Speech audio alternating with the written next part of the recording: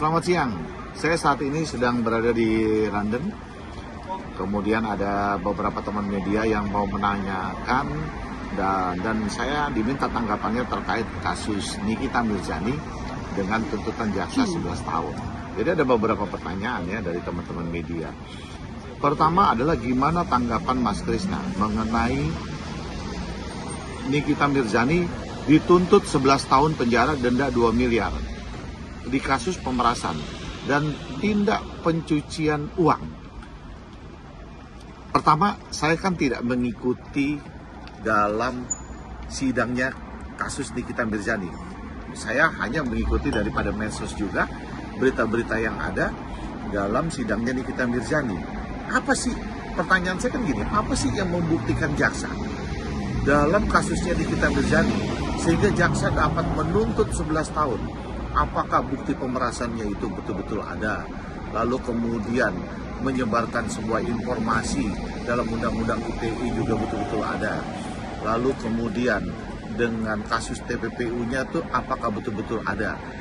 Kalau melihat daripada kasus-kasus yang lain, menurut saya sih sangat cukup tinggi, gitu, sangat cukup tinggi dalam tuntutan 11 tahun ini, gitu. Jadi sekali lagi bahwa yang membuat saya dengan dasar apa mereka mempunyai bukti-bukti dalam fakta persidangan sehingga dapat menuntut 11 tahun kepada Nikita Mirzani. Kedua, menurut Mas Krisna, apakah tuntutan itu sudah tepat atau untuk Nikita Mirzani? Ya kembali lagi tadi, tepat atau tidak tepatnya kan dilihat daripada fakta persidangan yang meyakinkan bukti jaksa itu sehingga menuntut Nikita Mirzani 11 tahun harus dibuktikan loh oleh jaksa penuntut terkait tindak pidana yang dilakukan oleh Nikita Mirzani terhadap pemerasan yang selama ini kita dengar kan bahwa pemerasannya itu.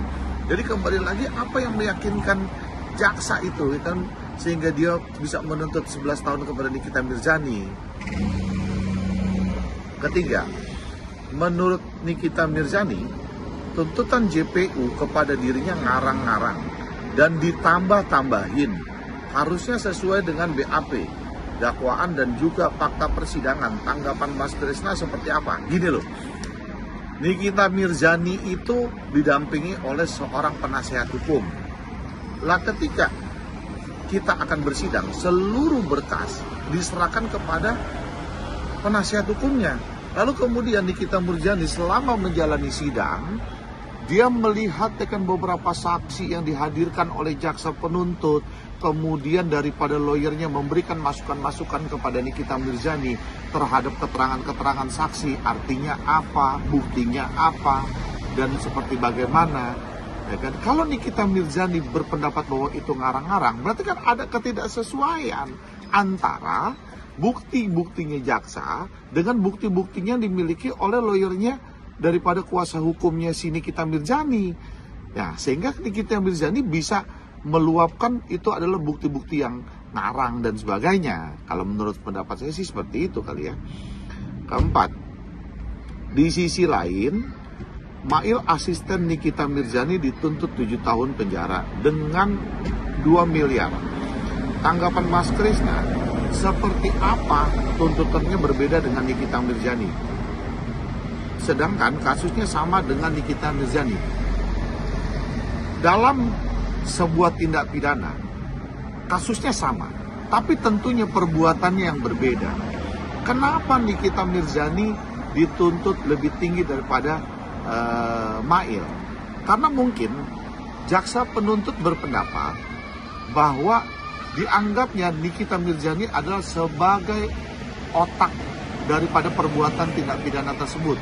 Dia yang memerintah, dia yang menyuruh, lalu kemudian dia yang mengarahkan. Itu mungkin pendapat jaksa seperti itu. Sedangkan peranan Mail dianggap oleh jaksa hanya sebagai pembantu dalam melaksanakan sebuah tindak pidana tersebut yang dapat dibuktikannya seperti itu oleh jaksa. Jadi tentunya hukuman-hukumannya itu pasti berbeda, gitu loh. Pasti berbeda karena dianggapnya mungkin saja Nikita Mirzani adalah sebagai otak daripada perbuatan itu, sehingga jaksa sah-sah saja kalau mau menuntut itu lebih tinggi daripada Mail. Kelima, perihal Nikita Mirzani meminta agar harta JPU harus dicek. Karena menurut dirinya ada beberapa JPU yang nggak dicek hartanya di kasusnya. Ya, coba bayangkan kalau kalian jadi Nikita Mirzani, ya kan, dia tuh sebagai tulang punggung keluarga. Lalu dia, ya kan, anaknya masih kecil-kecil yang masih membutuhkan kasih sayang seorang ibu. Selama ini kita lihat kan seorang Nikita Mirzani berjuang dalam hidupnya, akan meniti karirnya dalam hidupnya, lalu akan untuk memperjuangkan anak-anaknya seperti apa, kita tahulah semua. Ya, luapan-luapan hal-hal seperti itu manusiawi buat saya, manusiawi buat saya. Tapi tentunya kalau memang Nikita Mirzani mempunyai satu buah bukti yang itu adalah tindak pidana korupsi, laporkan aja, kan ada ruangnya, laporkan aja hal tersebut kepada Komisi Pemberantasan Korupsi KPK, kan, dilaporkan tindakan itu gitu loh. Kemudian sekarang gampang kok cara ngecek harta pejabat itu seperti apa, karena setiap pejabat itu juga melaporkan LHKPN. Lalu sekarang kan ada tracking dari PPATK, aliran dana dan sebagainya. Jadi ketidakpuasan daripada Nikita Mirzani kalau itu dianggap tidak puas dan mempunyai satu bukti, ya kan, untuk itu dilaporkan kepada KPK, laporkan aja biar menjadi terang benderang dalam kasusnya itu sendiri.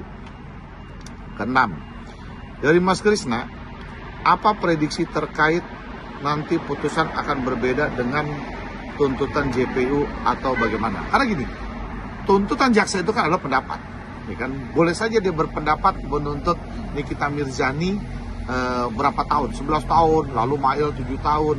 Biasanya dari saya ya sebagai praktisi hukum, dari sidang-sidang yang ada, antara tuntutan jaksa dengan vonis hakim itu biasanya berbeda, biasanya sih lebih rendah.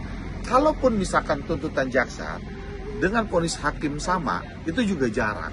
Tapi bisa saja vonis hakim itu melebihi daripada tuntutan jaksa. Itu lebih jarang terjadi, karena beberapa aspek di dalam fakta-fakta persidangan, kemudian hakim bisa melihat juga terus bagaimana nanti ke depannya yang akan dijalani kehidupannya oleh Nikita Mirzani. Itu menjadi pertimbangan hakim itu sendiri, ya kan, menjadi pertimbangan hakim sendiri. Yang namanya produk hukum itu adalah vonis. Nah, kalau vonis hukum, ya kan, vonis hakim itu adalah putusan hukum, berarti berkekuatan tetap. 7. Pandangan Mas Krisna sendiri melihat nanti di agenda pledoi minggu depan akan seperti apa? Pledoi ini adalah kesempatan emas yang harus digunakan oleh terdakwa Nikita Mirzani. Dan pengacara Nikita Mirzani harus berjuang keras untuk berargumentasi, mematahkan argumentasi pembuktian jaksa dalam tuntutannya jaksa. Sehingga ini adalah kesempatan emas yang harus digunakan. Misalkan dia mempunyai bukti-bukti, ya kan, yang di luar dari bukti-bukti itu yang tidak sesuai, ya kan, dapat dibuktikan, ya kan, oleh pengacaranya dan Nikita Mirzani, ya kan, Nikita Mirzani, dia kan bahwa mematahkan argumentasinya bahwa pemerasan itu tidak ada. Kemudian tindak pidana pencucian uangnya itu tidak ada. Lalu menyebarkan pencemaran nama baik dengan undang-undang IT itu tidak ada. Jadi kesempatan emas ini harus benar-benar dibuktikan. Dengan pledoi ini nanti hakim akan melihat pledoinya isinya seperti apa, argumentasinya seperti apa. Bisa saja tuntutannya akan menjadi rendah.